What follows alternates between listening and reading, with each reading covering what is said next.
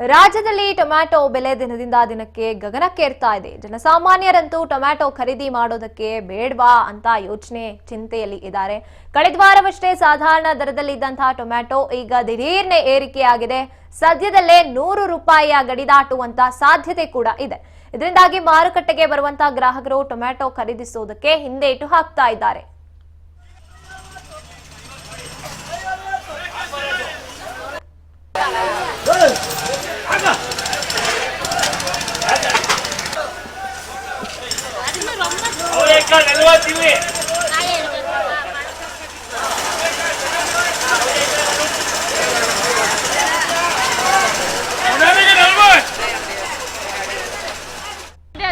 ಬೆಲೆ 60 ಇದೆ. ಫಸ್ಟ್ ಎಷ್ಟಿತ್ತು? 68 ಇತ್ತು ಮೊನ್ನೆ. 68. ಪರವಾಗಿಲ್ಲ. ಇವಾಗ ಜಾಸ್ತಿ ಆಗಿದೆ. ಜಾಸ್ತಿ ಆಗ್ತಾನೆ ಇದೆ. ಟೊಮೆಟೊ ಜಾಸ್ತಿ ಆಗ್ತಾನೆ ಇದೆ. ಈಗ ನಿಮ್ಗೆ ಏನ್ ಅನ್ಸುತ್ತೆ? ಈಗ ಜಾಸ್ತಿ ಆಗ್ತಾ ಇದೆ ಬೆಲೆ.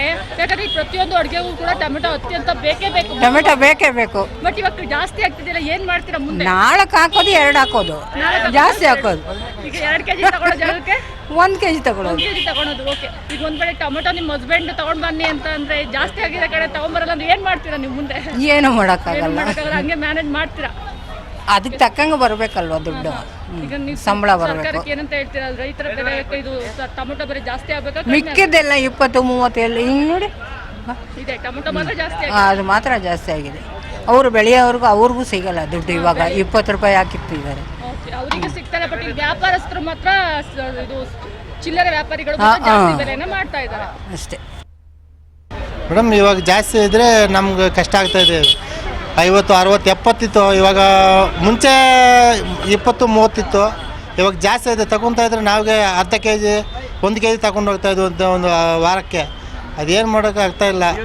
ಇವ್ರು ರೈತರಿಗೆ ಮಾತ್ರ ಜಾಸ್ತಿ ಕಡಿಮೆ, ಇಲ್ಲಿ ಮಾರೋದು ಮಾತ್ರ ನೋಡ್ತಾ ಇದ್ರೆ 60, 70 ನಾವು ಕೇಳ್ಕೊಂಡು ಬರ್ತಾ ಇದ್ವಿ.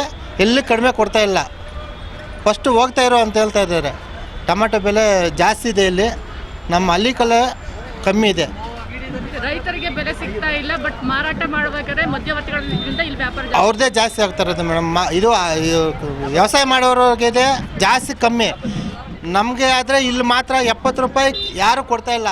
ಜಾಸ್ತಿ ಗಲೀಜು ಇರೋದು 50 ರೂಪಾಯಿ ಕೊಡ್ತಾಯಿದ್ರು ಕೆಜಿ. ನಮ್ಗೆ ಜಾಸ್ತಿ 70-80. ಹಾಂ.